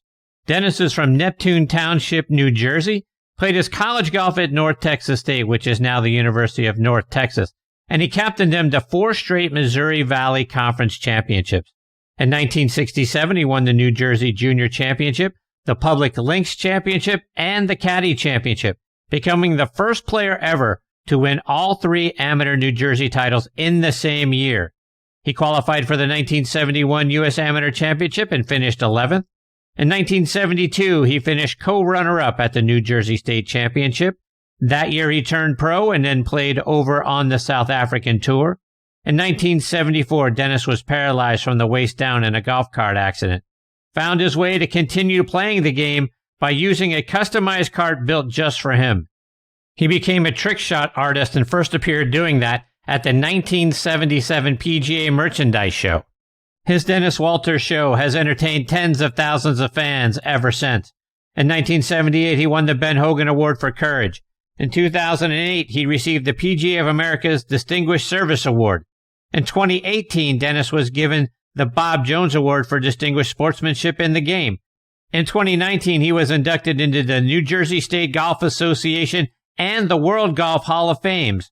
And I'm honored to have him with me tonight here on Next on the Tee. Hey, Dennis, thanks for coming on the show. Thanks for having me, Chris. It's nice to talk with you and all your listeners. Dennis, I want to start our time tonight by going back to your college days. How does a kid that held all 3 New Jersey amateur titles at the same time end up playing his college golf at North Texas State? Well, I wanted to be able to play golf all year round and play against the best players, so there were a couple of club pros in Jersey, Stan Mosel and Ray Ferguson, who had gone to North Texas, and they kind of helped me go down there, and I really had a wonderful time there, learned a lot, and this was probably the most fun I've had playing golf. And Dennis, you were competing in Texas at the same time that Tom Kite, Ben Crenshaw, Bruce Lietzke, all those guys are playing their college golf there in Texas, either at the University of Texas or the University of Houston. What was it like competing at the college golf level against those guys? Well, it was a lot of fun. It was challenging, and I really learned a lot on how to play in the wind and from hard ground, and I remember at graduation, my mom said, well, Dennis, you played 4 years here in North Texas, and you went to school, and you're graduating. What did you learn? What was the most important thing that you learned here in 4 years? I said, Ma, you really have to learn to hit your short irons down in the wind, because if they balloon, it's not going to work out too well. So, but it was a lot of fun. I had some nice tournaments. I had some great teammates, and it's a whole lot different than it is now. I read where these kids go on a private jet, and they're staying in all these places and 4-star hotels. We went in a 63 Oldsmobile station wagon and had, I think we got $10 a day for lunch, a sleeve of balls, and a Munsingwear shirt. But I don't think they could have any more fun than we're having now. So it's like everything else. It's really changed. And we used to get $15 a month for laundry money, the first of every month. I don't know one person in the athletic dorm that ever used that for laundry money.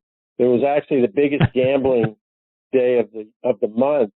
And it was great. Our coach said we could play, but we couldn't play for more than a quarter.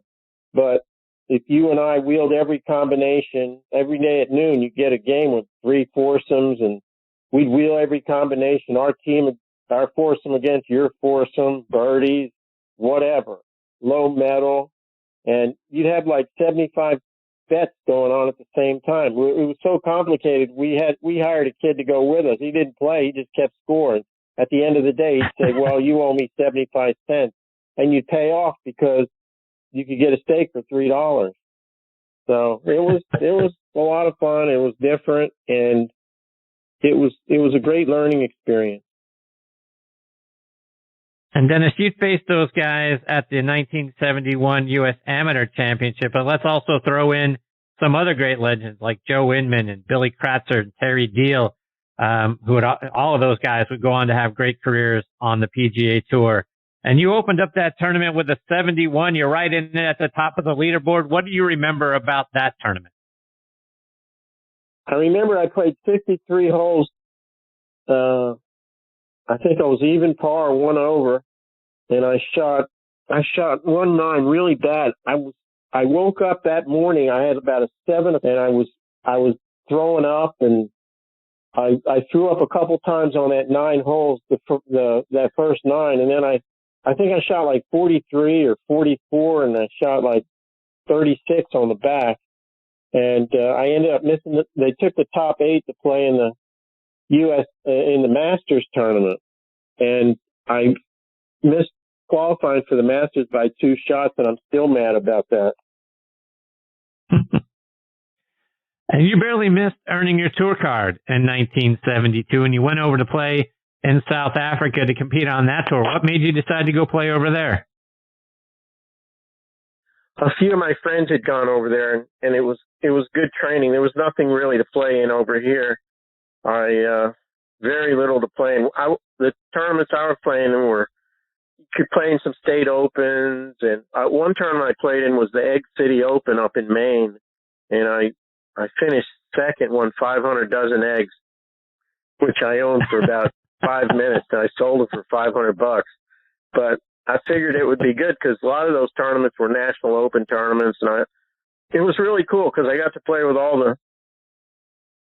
the best South African players. I played a few rounds with Gary Player, and I got to play with Bobby Locke, the Henning brothers, Bobby Cole, and Simon Hobday. All these guys who were at the time world-class players, and it was nice. Peter Oosterhuis and some other guys from England, but it was really cool. It was you could play 4 rounds, and you had caddies, you walked, and they were big tournaments, and it was terrific. And Dennis, you mentioned Bobby Locke, and I've had the privilege of having Gary Player on the show several times, and Mr. Player always talks about Bobby Locke being the greatest putter who ever lived, but he had a very unconventional stroke. Talk about what you saw from him. Well, the biggest thing was the difference in the greens. The greens back then everywhere were long. They were grainy, and I get a kick out of hearing these greens. They say, "Wow, there's some grain in these greens." You know, grain in the green for me is when the west side of the cup dies and it's white, and it would be, his technique was, whatever his technique was, you have to believe that his mind was the strongest thing, because putting's almost all mental anyhow. So, yeah, he had an unusual technique, but I can promise you he was picturing that ball going in the cup. And I played with him about, I probably played a half a dozen rounds with him. One time he had a downhill line, a bunker, and he aimed to the right.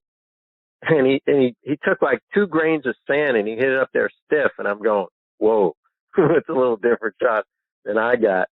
But, no, he was something. He would, I said, Mr. Locke, I said, every day you play, you wore like a white business shirt, a narrow tie, black knickers. I said, why do you do that? He goes, one less thing I have to think about.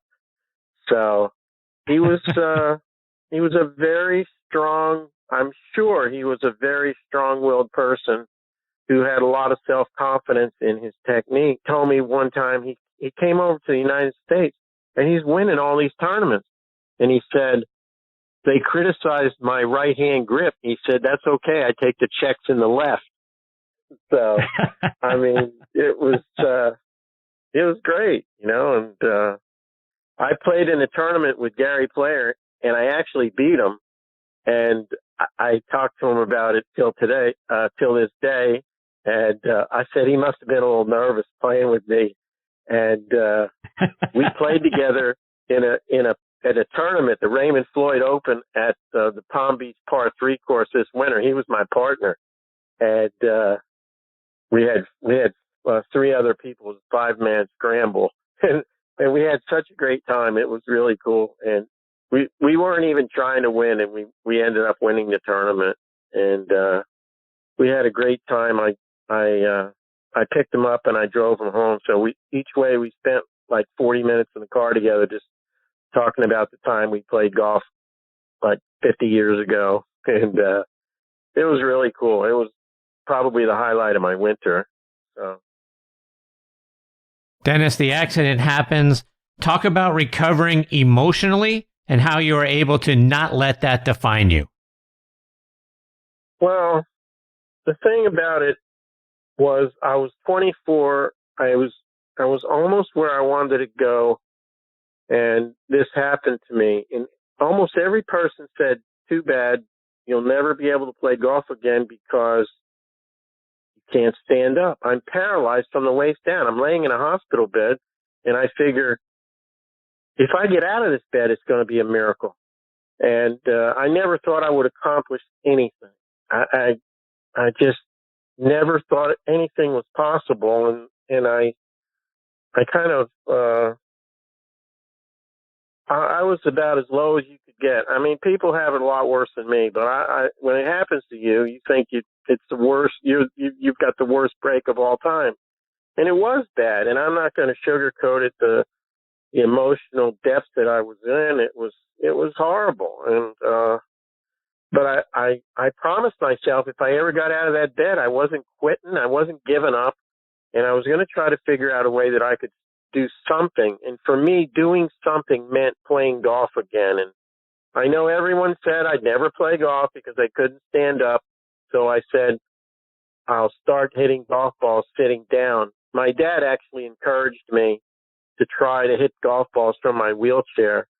And I did that for a while, and we finally came up with I couldn't play golf. I was hitting balls on the range every day for about a month. And but I couldn't play because I couldn't push the wheelchair all the way around the course. And we finally came up with the idea to mount a swivel seat on the passenger side of the golf cart. And that's really how I got back on the course again. I never thought I could make a career out of it, but at least I was out hitting balls and I was practicing and I was playing. And for me, it was good therapy. It was good mental therapy, good physical therapy, emotional therapy. It was far better medicine than any pill I could take. but I was just trying to cope with what I considered to be the most horrible, rotten situation. I never dreamed I could make a career out of it, but I just kind of started doing that. And, first one I did was in 1977. I've done well over 3,000 performances since then, traveled over 3 million miles. So it's a pretty amazing journey, and I'm glad I stuck with it. You've become one of the best trick shot artists ever. Where did the inspiration come to go that route?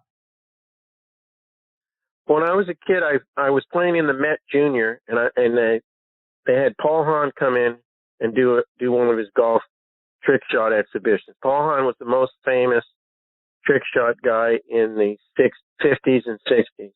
And I was sitting, for some reason, I was in the first row. And I never said, man, I like to do that. I just said, that was really cool. And so after my accident, there were 3 golf courses that had benefit tournaments for me. And about when I finally got back playing again, I said to my dad, why don't we go show them that I'm actually playing golf again? And they really helped me. And he said, that's a great idea. So the first 2 I did, and I got a reasonable response. I told people what I thought was different, playing golf this way, being paralyzed, and what was the same, how to hold the club, alignment, these types of things. And everybody was real nice about it. And then for the third one, I said to my dad, I said, you remember when I saw Paul Hahn? I said, could you make me a 3-foot high tee? He goes, sure. So he made me a 3-foot high tee, and I got a much better reaction. So I figured maybe I'm onto something, and I got a film. You could rent or borrow a film from the PGA of America with Paul Hahn performing at the 1960 PGA at Firestone. And I watched that thing 500 times, and I'd say, well, I could do that one. That one I know I could do. That, no, forget it. I can't do that. So I started to try and practice some of these shots, and my friend Gary Wyron got me my first official show the next year, which was 77. And I did the show at the PGA Merchandise Show with Jim Flick and Bob Toski. And then I started to get a few bookings, but bookings were slim. But I was getting better because I was doing hundreds of shows at the back of the range for my dog, the birds, the squirrels, and the trees. And, I was going nowhere fast. And in the early 80s, my dad wrote a letter to Jack Nicklaus, who at the time owned the McGregor Golf Company. And McGregor signed me to a contract, and that's really when my career took off. That was my big break. Dennis, talk about your relationship with Jack and Barbara Nicklaus. I know they presented you for both the World Golf Hall of Fame and the Bobby Jones Award. Talk about your relationship with them. Well, the Jack Nicklaus has been a tremendous positive influence in my career, in my life, in that gave me that break with McGregor. And what was great about it is they sent me everywhere. I started doing a lot more shows, and my dad went with me the first 17 years. And so he's always had a big influence and a big help to me. He wrote the foreword to my book. And when I was named the winner of the Bob Jones Award, I said to my sister, Barbara, who also has been a big help and a big supporter of mine, I said, I think I'll ask Jack to be my presenter. She goes, well, don't forget about Barbara. She won the Bob Jones Award too. So I said, oh man, that's perfect. So I asked the both of them if they would be my presenter, and they said, oh, sure. We really, it was great, that you asked us. And so we had a really great time. It was during the US Open at Shinnecock. And so then the next year I got a call on October the 4th in 2018, and it was from Jack Peter, who was at the time in charge of the World Golf Hall of Fame. And he said, Dennis, I'm calling to let you know you're a finalist for the World Golf Hall of Fame, and I'll call you next week at noon. So all week I was saying, I got no shot, no chance, forget it. It's nice to be nominated speech. And and I tried not to think about it, but that's all I could think about. And anyhow, the week went on, progressed very slow. And right at noon, just like he promised, the phone rings and he goes, hi, Dennis, this is Jack Peter. Immediately, hi, Dennis, this is Jack Nicklaus. Hi, Dennis, this is Gary Player. They're all on a speakerphone. And the both, Wow. in the immediate thing I thought of, well, you know, if Jack Nicklaus and Gary Player are calling me, this can't be bad news. They're not calling me up to say, hey, nice try. And then they said in unison, we're calling to let you know you've just been elected to the World Golf Hall of Fame, and we were your advocate.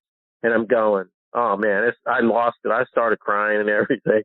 And I got done crying after a minute or so. And I said, man, oh, man, you two must have done some sales job on these people, because there were 16 voters. They're from China and Europe, Australia. And I'm saying, you know, I bet half these people never even heard of me. And so Jack says, no, that's not true, Dennis. He said, every person in that room had heard of you. He said, but by the time the two of us got done, they heard a heck of a lot more. So I'm thinking, wow, Jack Nicklaus and Gary Player are your advocates. Who's going to vote against you? You know?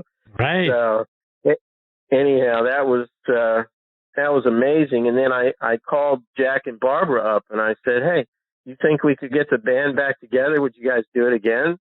And they go, sure. And it was magical. My sister was there with me, and it was incredible because it was at Pebble Beach during the US Open, and they had the most Hall of Fame members return for the service ever. It was like 35 Hall of Famers, and I was up on that podium, and you could only see about maybe 8 or 10 rows back because of the light. But I'm looking out there, and the guy who produced the show said, Dennis, take your time. He says, you got a great speech. Take your time, look out, enjoy the moment. And I said, okay. So I'd look out there and I'd say, wow, there's Lee Trevino. And I'm going, there's Johnny Miller, and there's Gary, and there's Jack and Barbara, and my sister, and I'm just looking out there, you know, and I was soaking it all in, and it was just amazing. It really was an incredible situation, a credible evening, and wow, I just, it was amazing. So not only did you get into the World Golf Hall of Fame in 2019, you got into the New Jersey State Hall of Fame as well. So talk about that. Talk about going back to your home state and getting into that Hall of Fame. Yeah, that was great. That was incredible. We had a wonderful ceremony there, and it was the thing I remember the most about that was it was right in the middle of all the political turmoil, and everybody's arguing with everybody and can't have a civil conversation. But that night in that room, there were about 5 of us who got in, and Billy Ziobro, an old buddy of mine, and I were the only ones that were living. So we gave the speeches. The other people were represented by their family. But you could feel there was a lot of love in that room, and there was no political talk, no disagreements. Everything was positive, and I made note of that in my talk, and it was fantastic. And I met a lot of people there I hadn't seen for a long time, and I played this one kid in the state junior, and he came up and talked to me about it, and he remembered it, and it was a wonderful evening, and it was very special. And I just did a show at my favorite golf course of all time, the Hollywood Golf Club in Deal. And I used to pick the range there. I picked it up with a sand wedge and a yellow bucket. We didn't have a picker. That's how you picked up the range. And if it got busy, they gave you a football helmet and you went out there and picked them up while people were hitting. But, there were all kinds of rules, I guess, back then, but nobody paid attention to them, And I love the Hollywood Golf Club, and a group of folks from there came out to see me at the ceremony. And so I was just there. They just restored the course back to the way it was by the original design. And so it's just a spectacular place. And I remember that well because it was I played Billy Ziobro in the juniors the year before, and he had this brown wedge. It was an R90 wedge with punch holes in it in the face, and he got it up and down from everywhere. And I said, I got to get me one of these clubs. And so when I got back, I lost. He beat me on the last hole, and I went back home and I went to the bag room at Hollywood and I found one. It was like in mint condition. It was like from the 30s, and this was 66. So the thing was 30 years old then, but it was like brand new. And so I got my own, and I ended up winning the tournament next year. And I used that club for a long time. And I remember I got this club, and I'm going, oh man, this thing's great. I took it out to the bunker, and I'm hitting these bunker shots, and they're stopping and spinning and everything. And so the bag room guy I said, could I have this, Rock? He goes, yeah. He said, just put something in there. So I had like an old Sandy Andy. I put it in there as a replacement, and so that was, those are all memories everybody has. And these are ones that they remain fresh in my mind, and they always make me smile. And I just, that's the great thing about golf.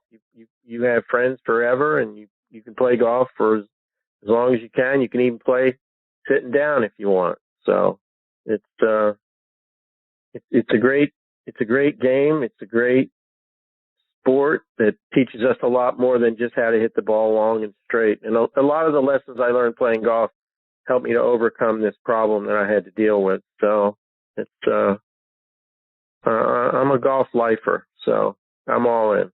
I'm 72. I've got 35 shows in 70 days on this tour. It's so nice to be back to work, and I've been having a really nice summer. I've got another little less than a month to go, and I'll be home. I have a dog that is really spectacular. He's relative. I've had him for a year and a half, and I taught him to hit a golf ball, and he also answers questions. He's the opening act. So when people come to the show, I say, okay, here's the deal. When you go home, you're going to tell the people will say, well, how was that show? How was that golf show? And you'll tell them, well, I saw a talking dog that could hit golf shots. And then I'd like to be around to hear the rest of the conversation because he can do it. He's special. And I'm really lucky I found him. He's the fifth one I've had. All of them have been rescued. And anybody looking for a dog or a cat in animal shelter or rescue group, it's a great place to begin your search. But I've had 5 of them. They're spectacular. And they actually just made a documentary on my career. And spoiler alert, the dog steals the movie. So it's great. Dennis, just a couple more before I let you go. And you talk about friends. And we were brought together by a mutual friend, Russ Holden, who is the founder for Caddie for a Cure. And Russ and his organization have done so many great things for our wounded veterans. Talk about your relationship with Russ. Well, Russ and I are very good friends. We're very close. I'm close with his family. His daughter, Kayla, is an up-and-coming, very talented young player who plays for Tennessee. She's going to be a sophomore, and she's a great gal and has a great golf swing and a very bright future. And I'm a big fan of Russ's, all the work, as you said, that he's done for wounded soldiers, people in need. And we last year, when all the golf courses were closed, there was no place there was no place to practice. And so I used to drive an hour, maybe 4 days a week, down to Broward County, and we used to practice at a vacant lot. The Heron Bay Golf Course was closed, and we went out there and we'd hit balls, and you'd have to dodge the fire ants and the weeds, and there was no grass there, but it was a lot of fun because it was the only game in town. It was the only way we could practice, and we had a blast doing that. Kayla would come with us, and I'd practice, work on my swing and hit all my trick shots, and so it was great. We became very close because of that, and we had it was fun. We called it the Heron Bay Golf and Yacht Club, and it was fun because I had to drive down there. I left my stuff, my cart, at his place, and then he lived about 10 minutes from there. So I'd come down there, we'd hook up the trailer, we'd take it over, we'd get over there, and, it's complicated for me. I just don't jump in a car and go, but we did it, and then the golf courses finally opened up, but that kept me going for at least 6 weeks, and it was fun. It was fun. It was something different. And listen, I grew up kind of doing that, hitting balls in a field, picking them up yourself, and so it was great. Dennis, before I let you go, let our listeners know, how can they stay up to date with you, follow you online and on social media, and go see your show? Yes, well, it's the Dennis Walters Golf Show is my website, and .com. DennisWalters.com is the website, and then I'm on Facebook and Twitter, and I should have some news about the documentary. It's called Get a New Dream, and it tells the story of me from laying paralyzed in a hospital bed to my life journey, which culminates in my induction into the World Golf Hall of Fame. And it's really good. We're going to actually have a showing of it in Fairfield, Connecticut at the Community Theater at Sacred Heart University on next Tuesday, August the 24th. Anybody in Connecticut, metropolitan area wants to come up, it's going to be great. The theater itself holds like 300 people, and I've watched it on my phone and my tablet, but to see it on a real movie screen, that's going to be cool. So we're trying to get a big turnout and have everybody see it. And then we're hoping to find a streaming service or some network that would like to play it. That's what they're working on now. But we're easy to find, and I hope people will look at my website, and my schedule is always posted there. So if we're in your area, come and see us. Well, Dennis, I can't thank you enough for taking time out of your busy schedule to come and be a part of the show. It was an honor to have you here. I hope you'll come back and join me again sometime. Anytime. Thanks for having me, Chris. I enjoyed it very much, and I wish you well and hope our paths cross real soon. I hope the same. Take care. Stay safe, Dennis. All the best to you and your family. I look forward to catching up with you. That'd be great. Come on up to 24th. Watch the movie. That would be awesome. In Connecticut. I'll definitely be looking for it, and I'll be checking it out on your website. Hopefully you guys come around the Atlanta area sometime. I'd love to see you. Yeah, I'd love to. Take care. Take care, Dennis. That's World Golf Hall of Famer Dennis Walters, and what a wonderful man, and what a wonderful contribution he has made to the game of golf and the impact he has had on so many lives. The title of the documentary, Get a New Dream, and that's what Dennis had to do. He had a dream for playing out on the PGA Tour, then he had to get a new dream. And that dream impacted thousands upon thousands of lives. He's had a positive impact on the game and on the people in the game and around the game. So kudos to Dennis, and I can't thank him enough for coming and being a part of the show. Hope the documentary gets out there on some of the streaming services. Can't wait to watch it, and also can't wait to have him back on the show again. You heard Tim Simpson say at the very top, right, what a wonderful man Dennis is, and to pass along his hello, and I will certainly do that with Dennis. He's a super positive and a super talented guy. And folks, you got to see these trick shots. Unbelievable. With the broken club or the sort of really bendy club or a rubber club, a three-headed club, the shots he pulls off are absolutely unbelievable. It's a lot of fun watching it. Go on YouTube, check out Dennis Walter's golf show. You'll be able to see a lot of the events that he is at. It's absolutely spectacular, just like Dennis is, and hopefully we get him back on the show again soon.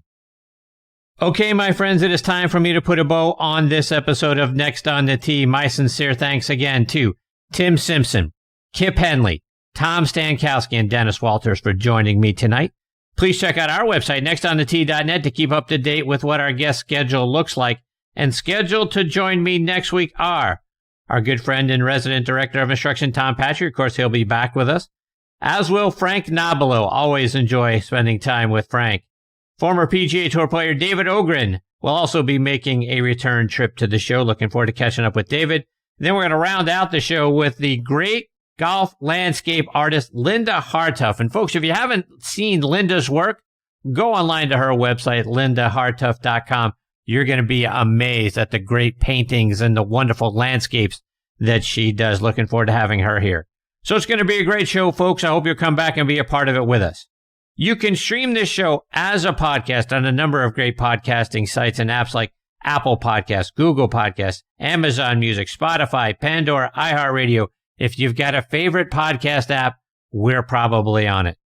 Folks, thanks again for choosing to listen to the show tonight. I really appreciate the fact that you continue to make Next on the Tee a part of your golfing content. Until next week, hit 'em straight, my friends.